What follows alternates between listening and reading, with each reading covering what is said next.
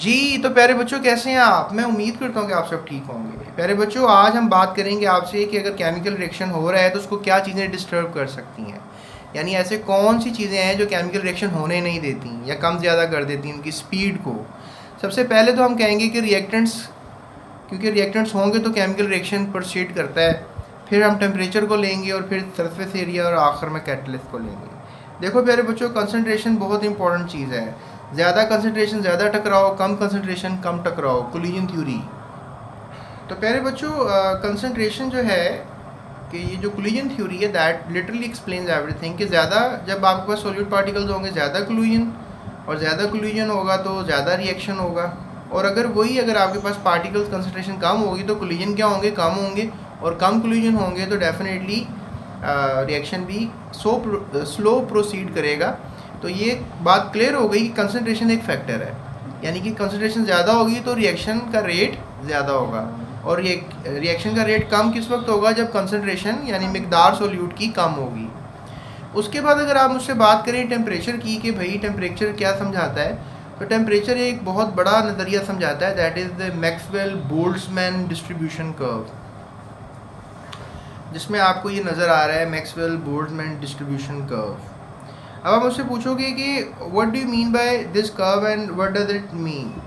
तो प्यारे बच्चों इसमें याद रखो कि आपको नो डाउट टेम्परेचर एक ऐसा फैक्टर है कि अगर आप इस लाइन को ही समझो इस थोड़े से, तो लेट्स से दैट के नंबर ऑफ मॉलिक्यूल्स आप ले रहे हो ऑन अ वाई एक्सिस और नंबर ऑफ पार्टिकल्स का कोलिजन ले रहे हो ऑन एक्स एक्सिस, या आप टेम्परेचर को ले लो, ठीक है, या यू टॉक अबाउट एनर्जी। तो if you just really go कि ये हमारे पास एनर्जी की लाइन है, ठीक है, और यहाँ पर हमारे पास जो है ये नंबर ऑफ पार्टिकल्स की लाइन है, या कह लें कि हमारे पास ये रेट ऑफ रिएक्शन की लाइन है। लिखा नहीं हुआ, मैं लिख देता हूँ। अब प्यारे बच्चों ये बात आपने याद रखनी है कि एक एक्टिवेशन एनर्जी का लफ्ज़ मैंने आपको पढ़ाया था।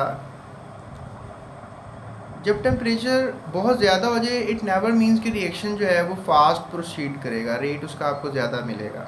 यहाँ पर देखो ये रेट आपको काफ़ी ज़्यादा मिल रहा है ना, ज़ीरो से काफ़ी दूर आ गए हो, और यहाँ पर जो नंबर ऑफ़ कोलिजन्स हैं वो आपको थोड़े कम मिल रहे हैं, ठीक है।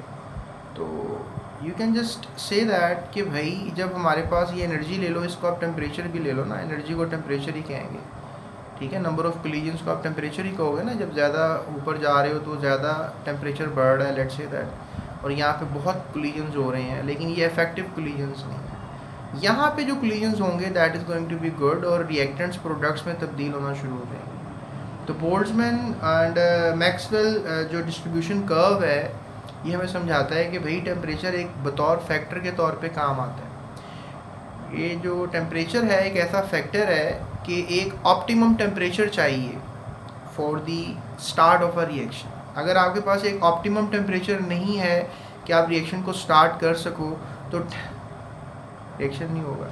जैसे फॉर एग्जांपल आपकी स्किन है, इसके अंदर सारे सेल्स काम कर रहे हैं, मैं आपको स्किन से समझाता हूँ। अब आपको पता है कि भाई ये स्किन 37 डिग्री पे जो है वो काम करती है।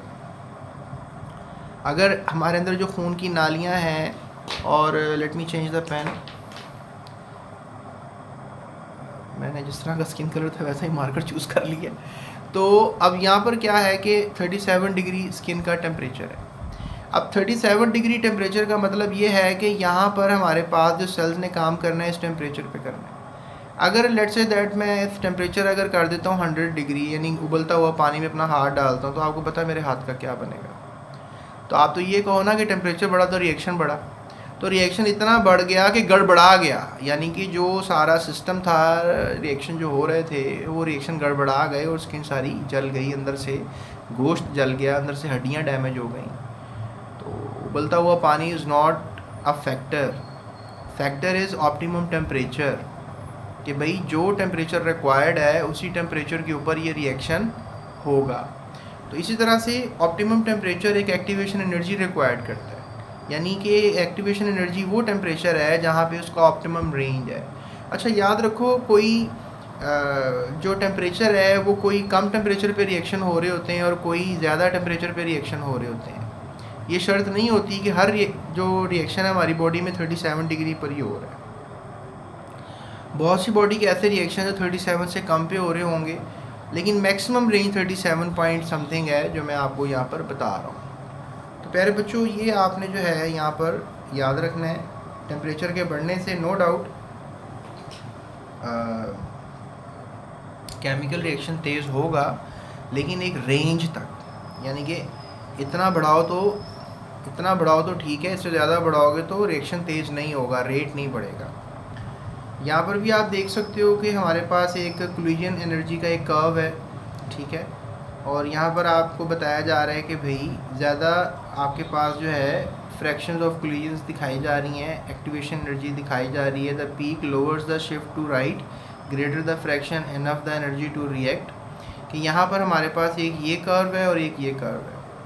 अब ये कर्व जो है डेफिनेटली T1 टेम्परेचर का कर्व है, और आप इस पर देख सकते हो कि यहाँ पर EA रिक्वायर्ड है, यानी ये वो टेम्परेचर है जहाँ पर हमारे पास पहले जो सब्सटेंसेस हैं, रिएक्शन है, लेट्स से दैट ये रिएक्शन नंबर 1 है और ये रिएक्शन नंबर 2 है। तो रिएक्शन 1 के अंदर जो हमारे पास कंडीशन है वो यहाँ पे एक्टिवेशन एनर्जी हिट कर रही है। अभी हमारे पास अगर रिएक्शन नंबर 2 है, या कह लो कि रिएक्टेंट्स का प्रोडक्ट बनना अभी हम देख रहे हैं, और यहाँ पर प्रोडक्ट का रिएक्टेंट्स बनना देख रहे हैं, तो उसकी एक्टिवेशन एनर्जी डिफरेंट हो सकती है। तो उसका कर्व जो है आपको यहाँ पे हिट होता हुआ नज़र आ रहा है कि यहाँ के बाद जो है वो कोलिजन इफेक्टिव हो रही है, इससे पहले जो कोलिजन हो रही है उसमें कोई रिएक्शन नहीं हो रहा था। तो ये जो दो कर्व्स हैं ये भी हमें इंडिकेट करते हैं कि भाई there is something which is required for the prosecution of the reaction, या कह लेंगे continuity of the reaction, that is temperature. Temperature एक फैक्टर है। उसके बाद प्यारे बच्चों हमारे पास अगला जो फैक्टर है दैट इज़ कैटलिस्ट। अब कोई रिएक्शन लेट से दैट नहीं हो रहा, तो अगर पोटेशियम क्लोराइड जो है वो ऑक्सीजन गैस प्रोड्यूस नहीं कर रहा, तो आप हीट दोगे। हीट जब दोगे पोटेशियम क्लोराइड को, तो वो ऑक्सीजन गैस पैदा कर देगा। इस तरह ही अगर आप पानी को, ऑक्सीजन को और हाइड्रोजन को रिएक्ट करवा रहे हो तो रिएक्शन नहीं हो रहा। अगर आप सिलेंडर, अगर ये दोनों गैसें प्लाटिनम के सिलेंडर में डाल के गर्म करोगे तो पानी बन जाएगा। अगर लोहे के सिलेंडर में डाल के गर्म करोगे इन दोनों गैसों को तो पानी नहीं बनेगा, यानी कि कैटलिस्ट भी रिक्वायर्ड होता है।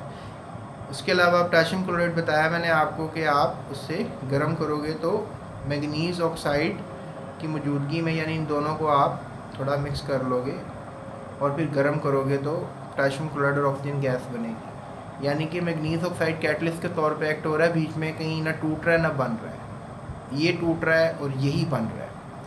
फिर आपके पास HCl ऑक्सीजन से रिएक्शन कर रहा है, तो कॉपर क्लोराइड की मौजूदगी, कैटलिस्ट की मौजूदगी। कैटलिस्ट का आप बचपन से पढ़ते आए हो प्यारे बच्चों, catalyst is required for proceeding of a reaction. तो रिएक्टेंट्स का प्रोडक्ट में बनना जो है वो एक एक्टिवेशन एनर्जी चाहता है, और अगर आप एक्टिवेशन एनर्जी कैटलिस्ट के बगैर लगाओगे तो वो ज़्यादा लगेगी, कैटलिस्ट के साथ लगाओगे तो एक्टिवेशन एनर्जी कम लगेगी। यानी कि कैटलिस्ट एक और मुदाखलत हो गई कि जिसकी बुनियाद पर रिएक्शन की स्पीड बनेगी। अब याद रखो ये जो टॉपिक है कैटलिस्ट का, नो डाउट इसमें कैटालाइसिस का टॉपिक भी आ जाता है। कैटालाइसिस क्या होता है कि होमोजेनस कैटालाइसिस होती है और हेट्रोजेनस कैटालाइसिस होती है। तो इंशाल्लाह ये मैं आपको अपनी अगली वीडियो में बताऊंगा। प्यारे बच्चों, ये था हमारा आज का लेक्चर जिसमें मैंने आपको बताया कि what are the factors which are affect the rate of chemical reaction. So that's it, thank you so much. अपना ख्याल रखिएगा और जाते चैनल को सब्सक्राइब भी कीजिएगा।